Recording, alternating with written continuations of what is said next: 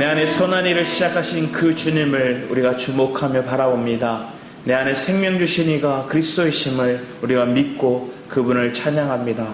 아버지 하나님, 이 시간 그 주님의 말씀 앞에 우리가 귀 기울이며 나아가오니 순종할 수 있는 마음과 그 순종할 수 있는 우리의 삶 가운데 능력이 그리스도만을 바라보고 그리스도만을 의시하는 귀한 은혜의 고백 속에서 날마다 깨어있게 하여 주시옵소서. 아버지 하나님, 말씀하여 주시옵소서. 감사드리고 주 예수 그리스도의 이름으로 기도드렸습니다.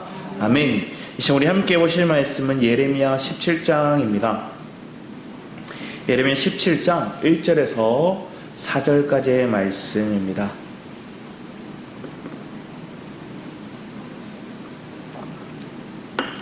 예레미야 17장 1절에서 4절까지의 말씀입니다. 우리 같이 한번 읽어보겠습니다. 시작. 유다의 죄는 금강석 끝 철필로 기록되되 그들의 마음판과 그들의 제단 뿔에 새겨졌거늘 그들의 자녀가 높은 언덕 위 푸른 나무 곁에 있는 그 제단들과 아세라들을 생각하도다. 들에 있는 나의 산하 내 온 영토의 죄로 말미암아 내가 내 재산과 내 모든 보물과 산당들로 노략을 당하게 하리니 내가 내게 준 내 기업에서 내 손을 뗄 것이며 또 내가 너로 하여금 너의 알지 못하는 땅에서 내 원수를 섬기게 하리니 이는 너희가 내 노를 맹렬하게 하여 영원히 타는 불을 일으켰음이라. 아멘. 오늘 이 17장 말씀을 보면 결국 우리의 죄를 얘기를 하는데 그게 어디서 해결되는지를 설명하고 있어요. 그럼 먼저 얘기하는 것 가운데 유다의 죄는 얘기해요. 유다의 죄는 금강석 끝 철필로 기록되되 얘기해요. 이 다이아몬드로 제일 단단한 그 다이아몬드로 기록됐대. 그 철필로 기록되되 그러면 지워지지 않을 것이다 할 정도로 강한 메시지죠. 가장 강력한 그들의 마음판과 그들의 제단 뿔에 새겨졌거늘. 마음판. 오늘 마음판에 얘기하는데 오늘 17장이 많이 나오는 게 마음이에요. 근데 그 마음에 대한 얘기를 하는데 우리 17장 그 뒤에 말씀을 볼까요? 10장 9절 말씀을 보면 먼저 이렇게 적혀 있습니다. 앞에 같이 한번 읽어보겠습니다. 시작. 만물보다 거짓되고 심히 부패한 것은 마음이라 누가 능히 이를 알리오마는. 우리의 마음이 뭐였대요? 거짓되고 부패됐는데 온 만물보다도 거짓되고 심히 부패했다. 여러분의 마음이 사실은 온전하지 않다는 걸 우리가 알죠. 왜 그럴까요? 방금 주님 불렀다가도 여기서 뭐 하고 있어요? 고민하고 있어요. 방금 주님 불렀다고, 주님 예배했다고, 주님 사랑한다고 우리의 마음으로 고백했다고 했지만 우리의 상황도 또 뭘 해요? 누군가를 미워하고 있어요. 불편한 생각들, 부정적인 생각들, 내 안에서 샘솟는 나도 모른 내 욕구의 불만족들, 그것이 내 안에서 화가 되기도 하고 내 안에서 분노로 표출되기도 하고 그 감정들이 내게서 언어가 되고 내 습관이 어떻게 보면 인격으로서 표현되어지는 그런 모습들이 너무나 많더라고요. 그러면 그런 모습들이 내가 부패했다는 걸 얘기를 하는데 주님은 우리에게 먼저 얘기할 때 우리의 마음판을 얘기를 하셨지만 잠언서 말씀 보면 주님은 우리의 마음판에 이렇게 하라고 얘기했어요. 잠언서 3장 3절에서 5절 말씀입니다. 같이 한번 읽어보겠습니다. 시작. 인자와 진리가 내게서 떠나게 말게 하고 그것을 내 목에 매어 내 마음판에 새기라. 그리하면 내가 하나님과 사람 앞에서 은총과 기중이 여김을 받으리라. 너는 마음을 다하여 여호와를 신뢰하고 내 명철을 의지하지 말라. 인자와 진리. 우리 안에 주님께서 얘기를 하는 거예요. 우리 안에 헤세드, 에메트, 원어적인 표현을 이렇게 적혀요. 그 하나님의 인자와 하나님의 그 진리가 내게서 떠나지 말게 하고 그것을 내 목에 매며 내 마음판에 새겨라. 주님 우리에게 주신 그 은혜를 기억한다면 우리가 이 말씀을 우리는 분명히 여러 번 들었어요. 반복해서 들었어요. 그러면 내가 하나님과 사람 앞에서 은총과 기중의 여김을 받으리라. 그러면서 뒤에 얘기를 하는데 뭘 의지하지 말라 얘기합니까? 여호와를 신뢰하고 내 명철을 의지하지 말라. 오늘 두 흐름을 얘기를 합니다. 성경은 두 라인을 얘기해요. 지식 라인과 생명 라인. 이 라인의 두 갈래길로 쭉 설명하고 있는 게 성경의 전체적인 메시지죠. 근데 오늘도 7장에서도 비슷하고 시편 1편에서도 복 있는 자와 또 그 반대편에서 이걸 비교하면서 얘기를 하고 있어요. 그럼 나는 어느 편에 어느 위치에 설 것인가를 우리에게 제시하는 것 같죠. 저와 여러분은 여호와를 신뢰하는 자리에 있기를 축복합니다. 여호와를 전적으로 의지하는 믿음이 우리 안에 있어서 내 명철과 나를 의지하는 것들이 우리 안에 우리의 실력이 되지 않게 해요. 그래서 그것이 내 입술의 고백이나 내 삶의 방향이 되어서는 안 된다는 거예요. 많은 부모들은 자기의 어떤 마음의 원함을 누구한테 그것을 비추기 원할까요? 자녀를 통해서 내심 바라는 것들이죠. 내가 비전을 꿈꾸던 것들, 그것들이 내 가정이, 내 형편이 그걸 채워주지 못해서 내 안에 그걸 이루지 못한. 그러면 우리는 뭐 할까요? 답답함을 느끼죠. 그래서 어쩔 수 없이 생활에, 삶에 매여서 하루하루 살아가다 보면 내가 꿈꿨던 지난날의 꿈들을 하나 둘씩 포기하는 모습을 보게 됩니다. 그리고 그 모습이 자녀를 통해서 나타나길 바라요. 우리나라 특히나 아시아권의 부모들은 어떤 부모일까요? 호랑이 부모죠. 호랑이 부모는 어떻게 할까요? 자녀들을 막 몰았어요. 나이가 어리건 나이가 많건 아니면 그들의 어떤 요구하는 바를 목표까지 오기까지 막 혼을 내서도 하는 거예요. 그런데 미국이나 뭐 이런 지역의 문화를 보면, 기독교 문화권의 모습들을 보면 칭찬을 막 해주는 거예요. 너무 칭찬을 많이 해요. 뭐 조금 하나 잘해도 그들의 말로 표현하면 원더풀 하면서 막 5만 가지 언어의 표현들을 다 얘기하면서 막 기살려주기를 하는 거예요. 그랬더니 미국의 교육 문화는 어떨까요? 선생님의 말을, 선생님을 그렇게 막 존중하고 두려워하고 뭐 존경하고 이런 모습들이 별로 없는 것 같아요. 그러니까 성령이 옆에 있어도 딴짓하고 잡담하고 자기들. 그래서 미국의 어떤 뭐 교육 정책을 보면 대학에 대한 부분들은 우리가 따라갈 수 없는 부분들이 많지만 그들의 밑에 있는 뭐 어린아이들부터 시작해서 하이스쿨까지의 가정들을 보면 그 차이가 너무, 학교마다 차이가 너무 크게 나는 거예요. 그리고 지역과 그곳에는 너무 차이가 많이 나요. 너무 자유분방한 그런 곳과 아니면 교육하는 곳과 그게 차이가 두는 거예요. 그래서 그들은 너무 자유분방함에 넘어서서 그들의 어떤 교육적인 부분에서는 그 자녀들에게 어떻게 보면 한 가지 1+1은 일하는 걸 우리는 계속 세뇌하듯이 교육하는 게 한국의 아시아권의 교육 방식이었다면 미국은 1+1이 뭐 3이 될 수도 있고 5가 될 수도 있고 네가 왜 그렇게 생각하는지 말해봐 하면서 그걸 창의적인 것도 막 깨워준다면, 근데 그걸 깨워주는 가정 속에 너무 칭찬이 남발하다 보니 그들은 뭐 하게 될까요? 존중하지 않는 게 되고. 그런데 이 둘 사이에 어떤 경계선에 중요한 것들이 풀이해요.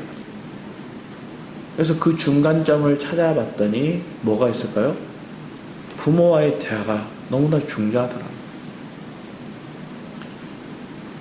저도 보면서 대화를 많이 하지 못했던 것 같아요.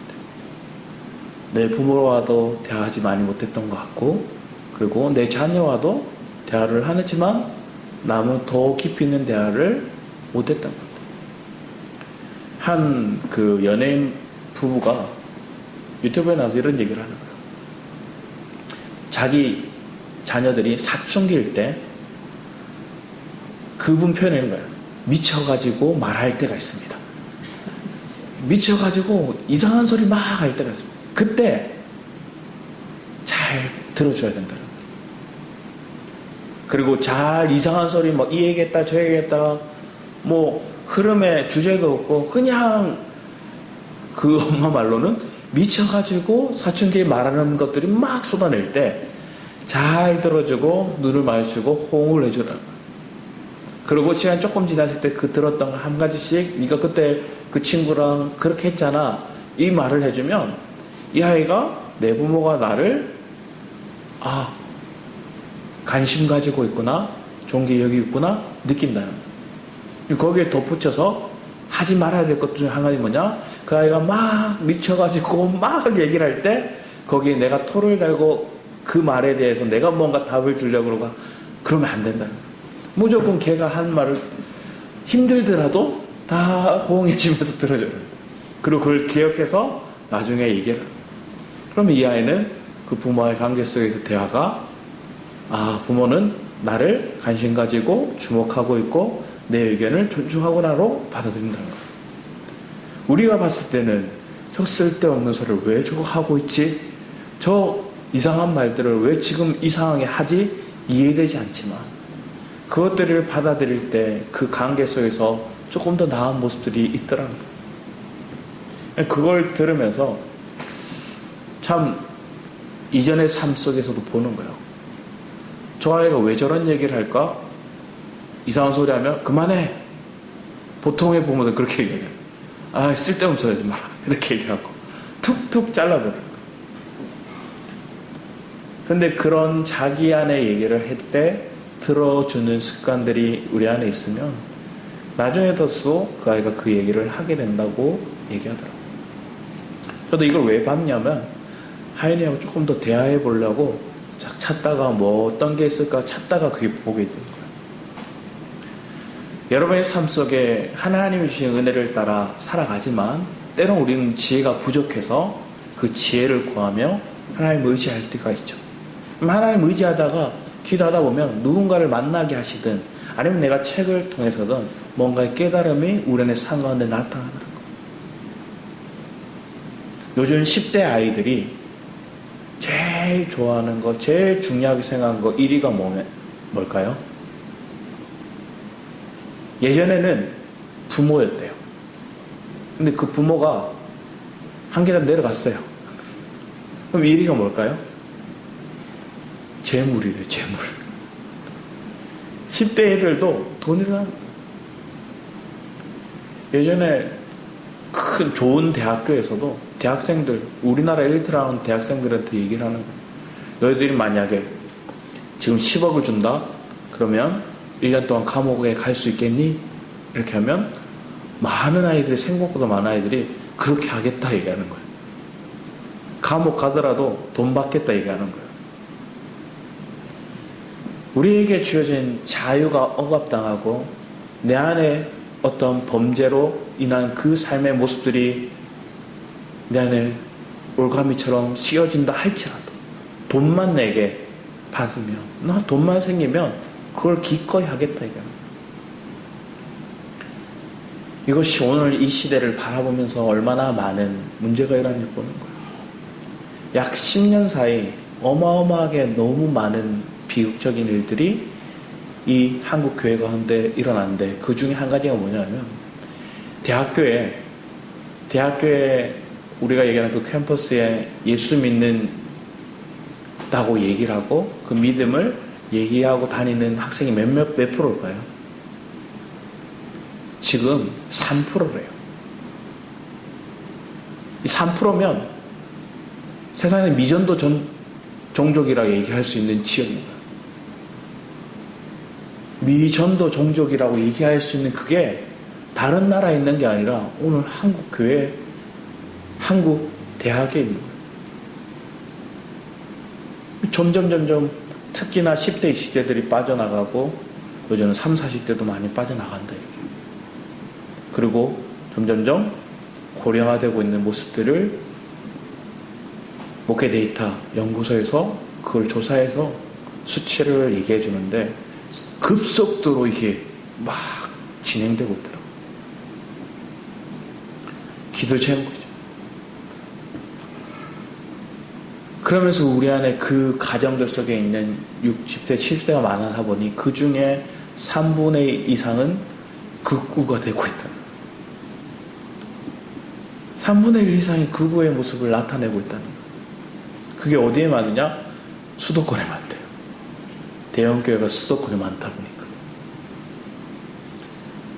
우리의 마음 가운데 정말로 하나님이 기뻐하시는 뜻을 알고 그 뜻에 우리가 세워진다면 내 안에 하나님을 의지하는 마음이 있어야지 내가 뭔가 정해놓은 길을 내가 이루려고 하는 내 의지와 내 노력과 내 지난날의 삶 가운데 있던 그런 고정관념과 데이터로 내가 이게 하나님이 이게 기뻐하실 거야 살아가는 것들이 우리 안에 얼마나 하나님의 영광을 가리고 교회를 정말로 세상에 손가락질 받게 만드는 일이 비일비재하게 일어나고 있는 걸 보게 됩니다. 정말로 깨어 있어야 될 때임을 봅니다. 우리의 마음이 정말로 하나님의 인자와 진리에 붙들려 있기를 축복합니다. 우리가 본말 돌아와서 보면 그들의 제단뿔에 새겨졌건을 제단뿔을 보면 우리 한 가지 제단뿔은 이 제단이 있는데 뿔이 이렇게 요런 모양으로 제단이 있다면 네 군데 이렇게 있어요. 근데 이게 제단뿔에 뭘 하느냐? 번제를 릴 때 거기에 피를 바르거든요. 속죄의 피를 발라요. 그러니까 거기를 붙잡고 있으면 그 사람이 죄를 짓고 죽임 당해야 되는데도 그걸 붙잡고 있으면 당장 안 죽여요. 그걸 붙잡았던 사람 중에 한 분이 누구냐면 우리 뒤에 말씀을 보면 왕상 1장 50절과 51절에 보면 아도니아가 나와요. 솔로몬의 형인데 왕자의 난, 두 번째 왕자의 난을 일으킨 사람이에요. 다윗이 왕일 때 왕자의 난을 일으켰던 사람은 우리가 잘 알고 있는 그 미남 누구죠? 압살롬이죠.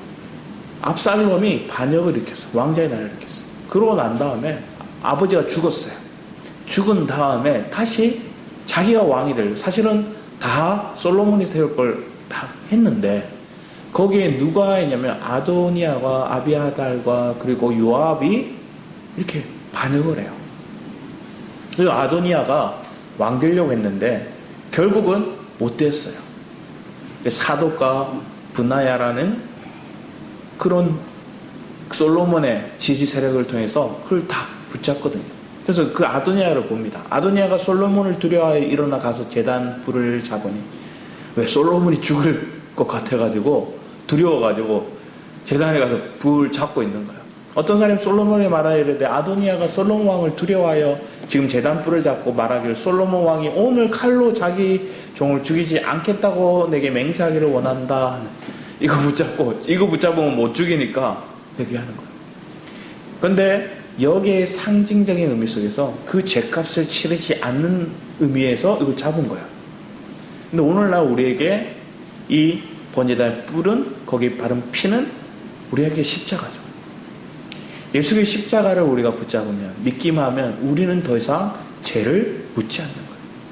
상징적인 의미 속에서 이걸 구약적인 의미로 표현했지만 내 안에 마음판이 뭐였어요?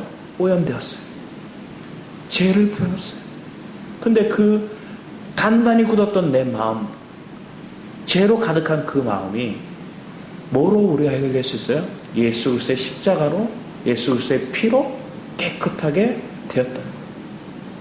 그걸 상징적인 의미 속으로 주님은 두고 계신 거예요. 우리는 다 죄인이지만 예수 그리스도 안에서 해결될 수 있다는 것들을 상징적인 의미로 툭 던져놓고 오늘 본문 말씀이 있는 겁니다. 그러면 뒤에 그들의 자녀가 높은 언덕이 푸른 나무 곁에 있는 그 제단들과, 이건 예수님을 위한 하나님을 위한 제단이 아니에요. 바알과 아세라를 위한 제단이에요. 그 높은 언덕 위에 바알과 아세라를 위해서 제단을 쌓고 그들은 푸른 나무 곁에 있는 그 제단들과 아세라를 생각하도다. 들에 있는 나의 선아 내 온 영토의 죄로 말미암아 내가 내 재산과 내 모든 보물과 산당들을 노략당하게. 주님의 심판이, 주님의 재앙이 그들 가운데 있다. 주님은 얘기를 하고 있습니다. 자, 이게 결국 뭘 얘기하느냐? 사람을 의지하는 자의 모습에 대해서 이제 5절과 6절에서 얘기합니다. 우리 5절 6절 여러분 한 목소리 같이 읽으셨으면 합니다. 5절 6절입니다. 시작. 여호와께서 이와 같이 말씀하시니라. 무릇 사람을 믿으며 육신으로 그의 힘을 삼고 마음이 여호와에게서 떠난 그 사람은 저주를 받을 것이라. 그는 사막의 떨기나무 같아서 좋은 일이 오는 것을 보지 못하고 강야 강저한 곳 경건한 땅 사람이 살지 않는 땅에 살리라. 사람을 의지한 자의 말로 그 가정이 뭔가를 쭉 설명했어요. 그리고 그 뒤에 나오는 8절과 9절에서 얘기하는 것들은 이 사람은 하나님을, 7절과 8절은 하나님을 의지하는 자를 얘기하는 거예요. 자, 여러분의 삶 가운데 내가 누구를 의지하는가?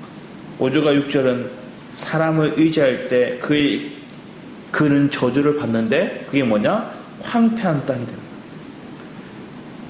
하나님의 은혜가 없는 곳, 하나님의 비가 내리지 않는 곳, 간조한 땅, 강간한 땅, 황폐한 땅. 오늘 우리의 마음이, 오늘 우리의 교회가 사람을 의지하는 것들이 아니라 하나님을 철저히 의지하는데 우리의 마음이 있기 바랍니다.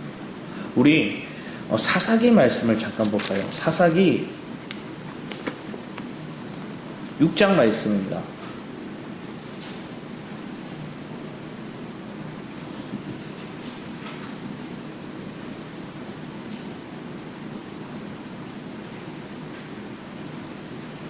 (6장) 25절 말씀을 같이 한번 읽어볼까요?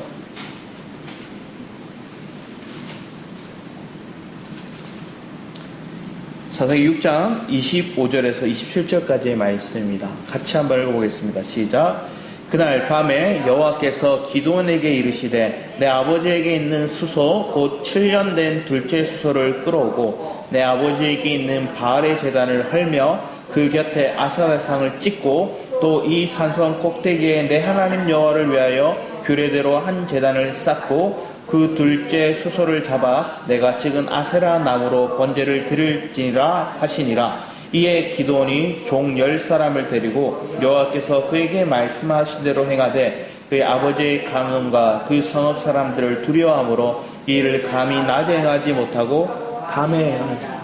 기드온이 하나님께서 부르신, 자기는 작은 자라 얘기했는데 주님은 큰 용사여 하고 부르셨어요. 그리고 그에게 하나님 사명을 주셨는데 그 사명을 이루기 위해서 조금 때가 되면 하나님의 그 타이밍, 미디안이라는 그 군대가 쳐들어요. 13만이 넘는 그 군대가 쳐들어오기 직전에 하나님께서 뭐라고 했느냐? 이스라엘의 하나님 앞에 돌이키는 과정을 누굴 통해서 이루어요? 기드온을 통해서 이루는 거예요.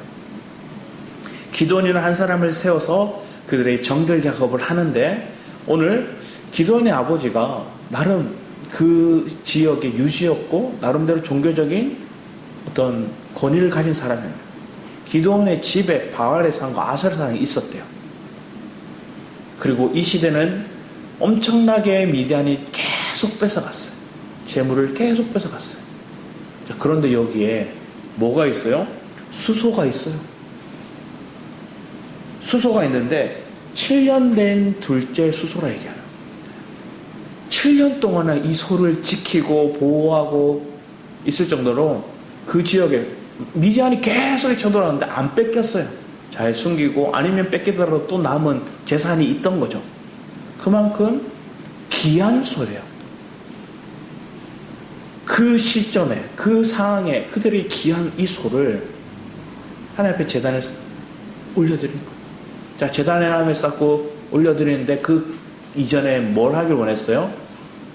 그 집에 있는 바알과 아세라 상을 쪼개서 그것을 나무로 땔감으로 쓰라는 거예요. 그래서 그걸 하기 위해서 지금 기드온이 무서워가지고, 언제예요? 낮에 못하고 밤에 해요.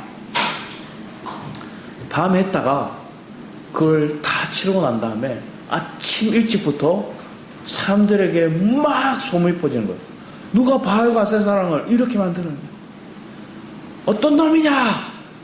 잡아 족쳐라. 결국 쭉 얘기해봤더니 이게 기드온이라는 걸 알았어요. 기드온의 집에서 그 아버지가 나와서 얘기를 하는 거예요. 아버지가 사람들이 기드온을 죽이려고 할 때 그걸 잡아다 끌어다가 그거를 막 망신 주고 뭔가 때리려고 할 때 그 아버지가 얘기하는 거예요. 바알이 참신이라면 바알이 죽일 거다. 바알이 때릴 거다. 바알이 참신. 아버지는 느낀 거죠. 저 아들이 자기 집에 있는 그 상을 저렇게 쪼갰는데도 멀쩡해. 지금까지 그들이 바알 앞에 기도했어요. 우리 미디안으로부터 구해달라고. 우리 지금 너무나 배고프고 힘들고 저들이 끔찍하게 노략질해 가는데 구해달라고 얘기하는 거예요. 근데 안 들어줬어. 그리고 그 신을 불태워버렸어. 그런데도 이 아들이 멀쩡해요. 그리고 그의 별명이 여룻바알. 바알과 다퉜다. 뭐 우리 식으로 하면 바알과 맞짱 떠서 이겼다. 이런 뜻이에요. 여룻바알이라는 이름의 별칭을 여룻바알이라는 이름을 가졌지만 자 그의 삶 가운데 이제는 선포하는 거예요. 그러면서 그 뒤에 보면 이 바알의 제단을 파괴했다는 소식을 쭉 듣고 난 다음에 우리 33절 이하 말씀 보면 그때 미단과 아말렉과 동방 사람들이 다 함께 연합 군대가 이제 오고 있는 거예요. 자, 하나님의 타이밍이 이래요. 내가 하나님 앞에 정직히 내 정결 작업을 했더니 그 하나님께서 그 대비하게 하신 거예요. 이 적군이 올라오기 전에 그들이 돌이켜서 하나님의 만군의 여호와가 그들 앞에 설 수 있도록 하나님 이끌으신 거예요. 오늘 우리의 가정에도 우리의 교회도 만군의 여호와가 우리 앞에 설 수 있도록 우리가 정결해야 돼요. 내 안에 바알, 내 안에 아세라를 쪼개야 돼요. 때로는 두렵고 떨릴 수 있어요. 그래 밤에 몰래 할 수 있어요. 은밀한 것도 할 수 있어요. 하지만 내 마음이 하나님 앞에 정직한 마음으로 드리는 거예요. 여호와의 영이 기드온에게 임하시니 기드온이 나팔을 불며 이 나팔이 언제 불어요? 여호수아가 전쟁 나갈 때 부르던 거예요. 그거를 정말로 드디어 꺼내서 부르는 거예요. 그랬더니 그 나팔 소리를 듣고 기드온이 또 사자들을 온 므낫세에 두루 보내매 그들도 모여서 그들을 따르고 사자들도 아셀과 스불론과 납달리에 보내매 이 아셀, 스불론, 납달리 지파가 누구냐? 앞에 보면 드보라가 사사로 섰을 때 놀랍게 도왔던 그런 족속들이 그런 지파예요. 그들이 깨어나서 다시 돕는 거예요.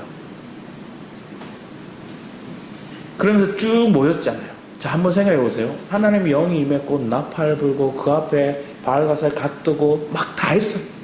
하나님은 놀라운 은혜의 통로가 되었어요. 그리고 그와 함께 했던 많은 군사들이 모였어요.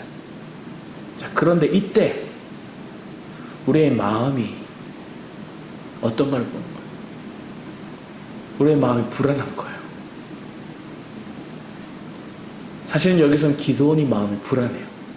사람들이 모였고 네가 큰 용사라 얘기했고 하나님께서 놀라운 역사를 보여줬고 바알과 아세라를 이기는 여룻바알에는 별칭까지 얻었고 그런 나팔까지 불었고 하나님 영이 임해서 많은 이스라엘 지파들이 또 모였는데 하나님 진짜 맞아요 하고 두려운 거야. 그 뒤에 보면 이렇게 36절 기드온이 하나님께 여쭈되 주께서 이미 말씀하신 같이 내 손으로 이스라엘 구원하시려거든 하나님 정말로 나를 통로 삼아서 구원하시는 게 맞습니까? 이게 의문이 들고 갑자기 두려워지기 시작한 거예요. 이 많은 사람 모였는데 아니면 어떡하지? 그러면서 하나님께 묻는 거예요. 보소서 내가 양털 한 뭉치 타작마당에 두리니 만일 이슬이 양털에만 있고 주변 땅은 마르면 주께서 이 말씀하심이 내 손에 이스라엘을 구원하실 줄을 내가 알겠나. 다 마르고 이 솜털에만 물고. 근데 하나님 그걸 들어주세요. 그랬더니 어떻게 얘기할까요? 뒤에 얘기를 합니다. 그대로 된 지에 이튿날 기드온이 일찍 일어나 양털을 가져다 그 양털에 이스를 짜니 물이 그릇에 가득하다. 기드온이 또 하나님께 여쭤 주여 내게 놓아하지 마. 자기가 알아요.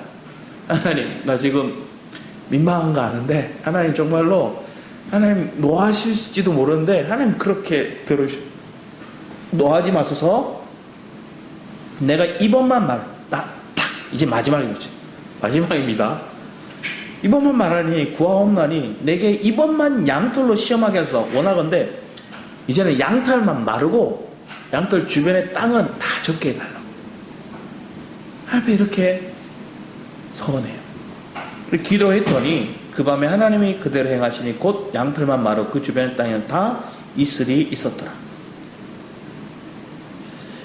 우리가 육신을 가졌기에 연약해요. 자, 그런데 우리가 연약하고 이 마음이 막 혼미하고 넘어지고 막 부르르 떨지만 이 마음을 하나님께 붙잡고 하나님만을 의지하기 위한 기도원의 기도인 거예요. 내 믿음의 연약함을 주 앞에 토해놓는 거예요. 그래서 그 믿음의 연약함을 해결하기 위해 그 문제를 내가 돌파하기 위해 하나님 앞에 이렇게 기도하는 거예요. 때로는 여러분의 삶에도 이러한 일들이 있을 수 있죠. 하나님의 약속의 말씀 주셨지만 맞나요, 하나님? 될까요, 하나님? 하나님 놀랍게 그 이전에 놀라운 역사를 해주신 거 봤거든요. 살아온 걸 느꼈거든요. 근데 막상 또 닥치니까 또 순간 부르르 떠는 거예요. 그때 하나님 앞에 기도, 하나님, 내 마음이 연약합니다. 지금 이런 징조를 달라고는 구하진 않겠지만 우리는 이렇게 얘기해요. 그리스도의 영이 지금 내주하고 계십니다. 이때는 내주하는 영이 아니잖아요. 내주하는 영이 아니니 이런 기도를 해도 하나님께서 막 들어주시는 거예요. 근데 오늘날은 영이 내줘요. 그러니까 영의 접촉만 하면 내게 확신이 더 거해지는 거예요.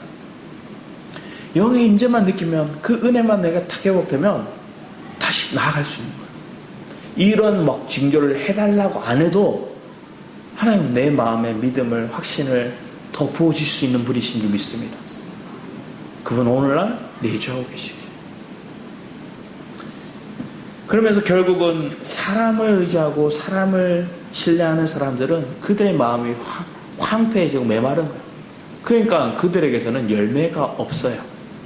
자, 근데 반면에 우리 본문 다시 돌아와서 6절과 7절 말씀을 7절과 8절 말씀을 같이 한번 읽어보겠습니다. 시작. 그러나 물은 여호와를 의지하며 여호와를 의뢰하는 그 사람은 복을 받을 것이라. 그는 물가에 심어진 나무가 그 뿌리를 강변에 뻗치고 더위가 올지라도 두려워하지 아니하며 그 잎이 청청하며 가무는 해에도 걱정이 없고 결실이 그치지 아니함 같으라.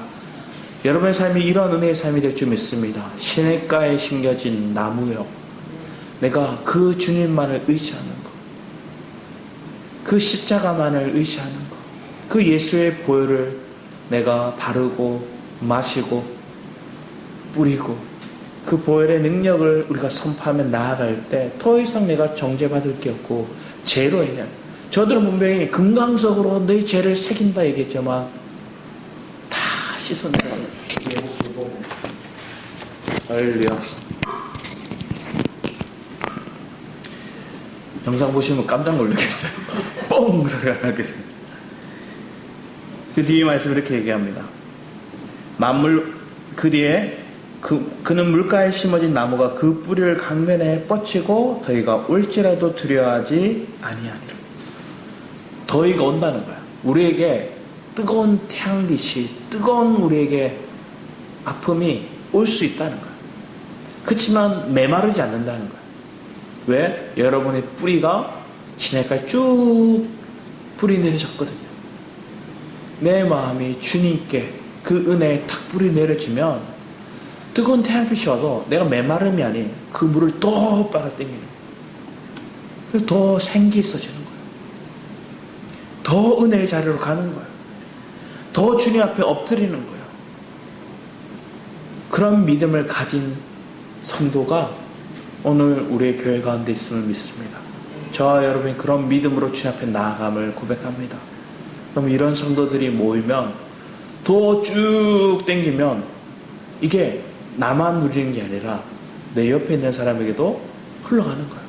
그래서 두세 사람이 모여서 하나님 앞에 이런 믿음으로 기도하고 은혜의 물줄기가 팍 땡기면 내게 옆에 있는 사람에게도 그 수분이 그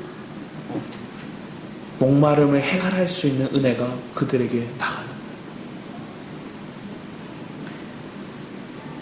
10절 말씀, 나 여호와는 심장을 살피며 폐부를 시험하고 각각 그의 행위와 그 행실대로 보응하나니 불의로 치부한 자는 자고새가 낳지 아니한 알을 품은 같아서. 그러니까 자고새가 자기가 낳지 않은 알을 품는 건 뭐예요? 허송세월을 보는 거예요. 여러분의 삶 가운데 내가 허송세월을 보내는 신앙생활, 종교생활이 아니라 내가 생명을 낳고 또 생명으로 짜여지고 그래서 그리스도의 인격이 내 인격이 되어서 성령님이 내 삶을 살아낼 수 있는 놀라운 역사를 경험해내는 실제를 이루는 그런 은혜가 우리 안에 있음을 고백합니다. 12절에서 14절 말씀은 여러분 같이 한번 읽어주셨습니다. 시작. 영화로우신 보좌여 시작부터 높이 계시며 우리의 성소이시며 이스라엘 소망이신 여호와여 무릇 주를 버리는 자는 다 수치를 당할 것이라 무릇 여호와를 떠나는 자는 흙에 기록이 되오리니 이는 생수의 근원이신 여호와를 버림이니이다. 여호와여 주는 나의 찬송이시며 나를 고치소서 그리하시면 내가 낫겠나이다. 나를 구원하소서 그리하시면 내가 구원을 얻으리이다. 생수의 근원 되시는 그 주님을 예레미야서에 보면 시작본에 얘기가 그들이 생수의 근원 되신 주님을 버리고 아수르를 의지하고 애굽을 의지했다 얘기해요.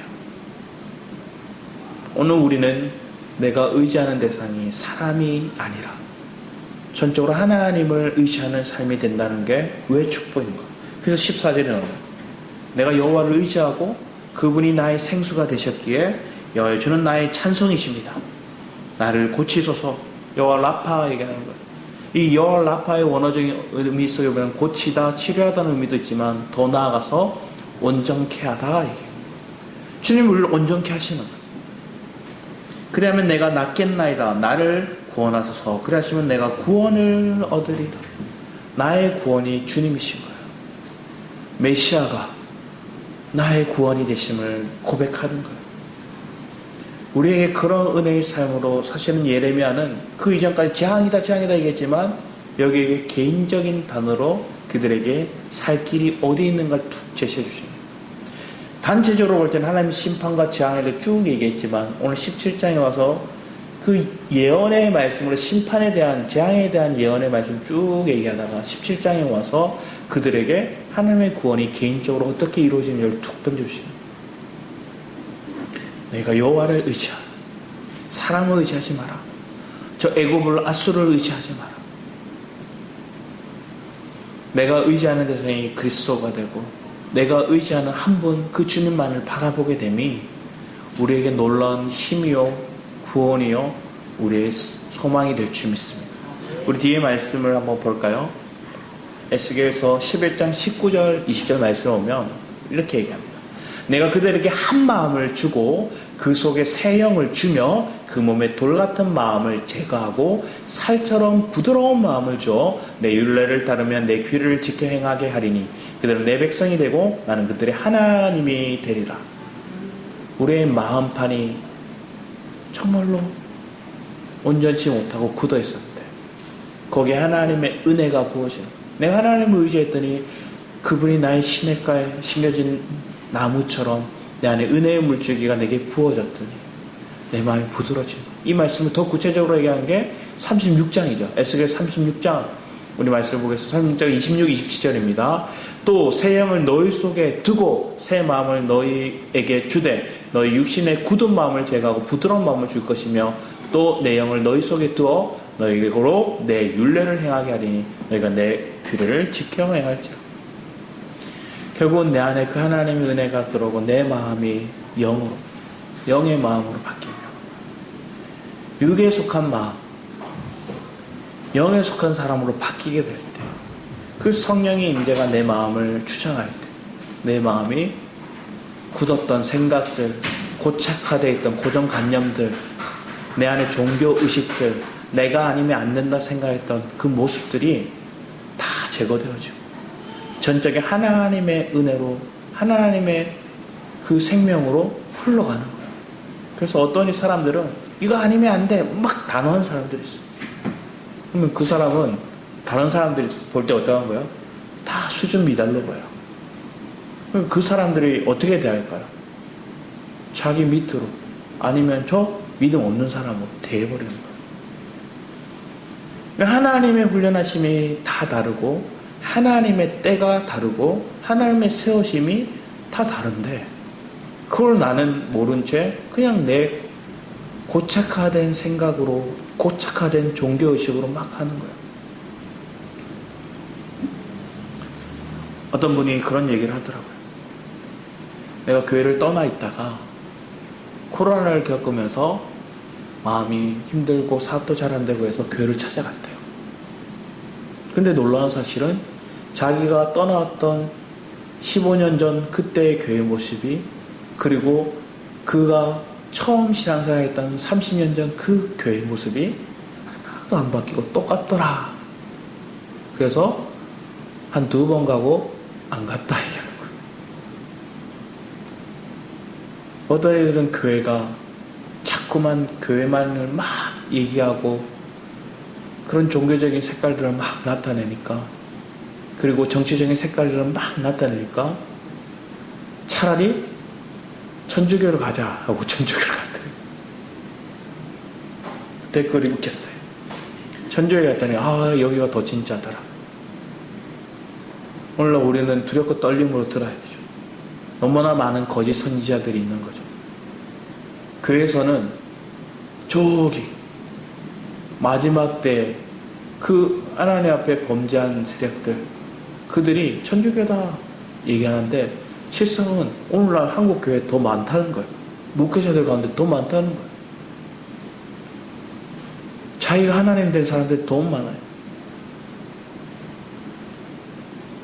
오늘 우리의 마음에 사람을 의지한다는 건 그 목회자의 말에 현혹되기도 하고, 리더십이라 얘기하는 어떤 사람에 의지하기도 하고, 때로는 나라라면 큰 힘 있는 나라에 굴복하고 의지하기도 하고. 사실 지금 미국 보면 지금 이란에 미사일 한 방 팡팡팡 때려놓고 말 안 들으면 다 이렇게 될 줄 알아. 협박하는 것 같아요. 다음 북한 조심해, 경고하는 것 같아요. 압박으로 막 좋아요. 근데 압박으로 좋은 가정 속에서는 우리가 뭐 할까요? 자유가 없어요. 예전에 한 목사님인데 중국계 그 미국인 목사님이에요. 근데 이분이 태어나면서 어머니가 죽었어요. 그러니까 아버지가 어떻게 느낄까요? 얘 때문에 자기 아내가 죽었다 생각하는 거예요. 아버지가 따뜻한 말도 없고 따뜻하게 챙겨주는 것도 없고 그냥 키우기만 한 거예요. 혼을 내고. 그러고 아버지도 자기가 15세쯤 됐을 때 아버지가 돌아가신 거예요. 그때 자유를 처음 느꼈대요. 그럼 자라오다가 자기가 신앙을 가졌고 또 나중에는 결혼을 하게 됐고, 결혼하게 돼서 딸을 낳았는데 자기 이전까지 하나님은 자기 아버지로 생각했던 거예요. 자기 아버지로 하나님 아버지를 봤더니 무섭고 조금이라도 잘못하면 막 호통칠 것 같고, 사랑하고 보듬어 주기보다는 더 단호하게 목적만 향해서 막 쫓아가게 만드는 무서운 존재라 생각했는데, 자기가 막상 딸을 얻고 아버지가 되니 딸이 너무 사랑스러워. 그리고 팔불질해서 뭐만 하면 다 사람들에게 내 딸 자랑하고 막 얘기하는 거예요. 그러고 인식이 깨진 거예요. 저 아이가 저 수준에 조금이라도 잘하면 막 기뻐하고 칭찬하고 그 아이를 높여줬던 그 아버지의 모습이, 그 하나님이 나를 보고도 그러셨겠다 생각해요. 오늘 여러분의 삶 가운데 내 마음이 주님께 바뀌는 건 뭔가 내가 의식적으로 바뀌어서 뭔가를 해내고 뭔가 결단을 내고 지금부터 내가 뭘 해낼 거라는 그런 각오를 하고 거기서 내가 이루어지는 것들보다 내가 방향을 트는 건 내 마음을 주님께로 의탁하는 거예요. 하나님, 기도하는 거예요. 주님, 나로서는 또 넘어집니다. 하나님, 그래서 기도원처럼 내가 확신이 안 되니까 불안하니까 주님 앞에 기도합니다. 여전히 나는 큰 용사가 아니고 부족합니다. 그런데 하나님이 세우시고 하나님 뜻하심이 이루어진 것들을 내 삶을 통해서 드러나기를 사모합니다. 하나님, 내 마음을 주장해 주세요. 내 입술을 붙들어 주세요. 내 생각을 영의 생각에 하나님 있게 해주세요. 우리 뒤에 말씀을 보면 잠언 11장 28절 말씀에 이렇게 얘기해요. 자기의 재물을 의지하는 자는 패망하려니와 의인은 푸른 잎사귀 같아서 번성하냐. 의인은 푸른 잎사귀래요. 의인은 왜 푸른 잎사귀가 날까요? 오늘 우리 본문을 보면 알아요. 시냇가에 심겨진 나무기예요. 의인은 주님을 의지하는 자, 그 사람은 푸른 잎사귀로 번성하는 거예요. 또 나아가서 우리 시편 말씀도 볼까요? 시편 30편 5절 6절입니다. 같이 읽겠습니다. 시작. 내 길을 여호와께 맡기라. 그를 의지하면 그가 이루시고 내 일을 빛같이 나타내시며 내 길을 정오의 빛같이 하시리라. 내 길을 내가 개척하려고 하지 말고 여호와께 맡기라. 그를 의지하면 누가 이루신대요? 하나님이 여호와가 이루시고 내 의를 빛같이 나타내시고. 우리의 의는 뭘까요? 앞에 얘기했더니 시냇가에 심겨진 나무들 주님만을 의지하는 것, 주님만을 바라보는 것, 주님의 은혜의 물줄기를 끌어당기는 것, 그래서 간절히 주님 앞에 엎드리는 것, 정오의 빛같이 하시는. 우리에게 그런 하나님의 빛이 임할 줄 믿습니다. 7날의 빛같이 그 치료의 강선이 내 삶 가운데 내 주변에 비춰지면 영혼들이 깨어나고 살아나고 따뜻함을 느끼고 그들의 하나님의 그 온기가 그들에게 전해져서 그들이 스스로 나도 네가 다니는 그 교회에 데려가줘. 네가 듣는 그 말씀 나도 듣기를 원해. 너와 함께 신앙생활하기를 원해. 제가 이번 주에 누구죠? 이번 주에 안 오신 권사님에게 연락을 드렸어요. 그랬더니 권사님 이런 얘기가 목사님 얘기를 하시면서 안 그래도 권사님들한테 연락이 왔다면서 얘기를 합니다. 그러면서 너무 좋다 얘기하시는 거예요. 평생에 내가 나이는 많지만 나에게 또 따뜻함을 대해주는 사람들이 있어서 너무 좋다 얘기하시는 거예요. 우리가 그런 대상들이 그걸 느끼고 다가온다면 그 축복이죠.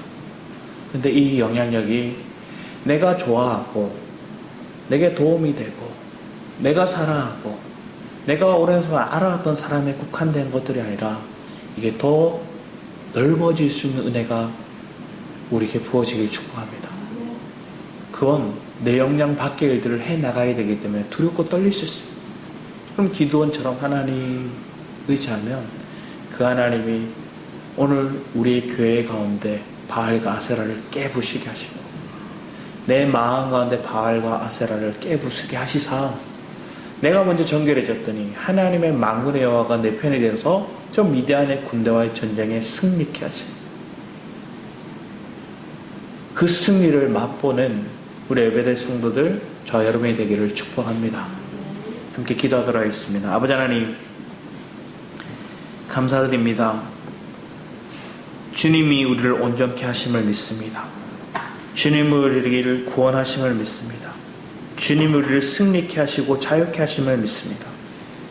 그 주님을 바라보고 의인은 푸른 잎사귀의 범성함과 같다 말씀하신 것처럼 내가 주님께 시냇가에 심겨진 나무처럼 주님께 은혜를 삼아오고 주님께 뿌리를 내려 그 은혜의 생수의 공급이 우리 안에 온전히 풍성해질 수 있도록, 그래서 내 안에 목마름이 생수를 마심으로 그 해갈될 수 있는 그 기쁨을 누릴 수 있는 우리 예배의 성도들 되게 하여 주셔서 감사드렸고 주 예수 그리스도의 이름으로 기도를 했습니다. 아멘. 우리 주만 의지의 찬양 부르시면서 준비하신 예물 주 앞에 드리기 원합니다.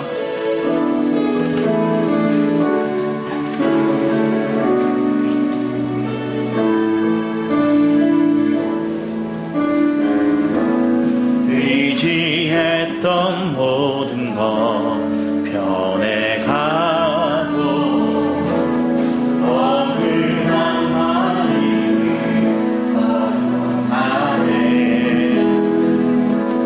부끄럼 없이 살고 싶어 주님 하시네.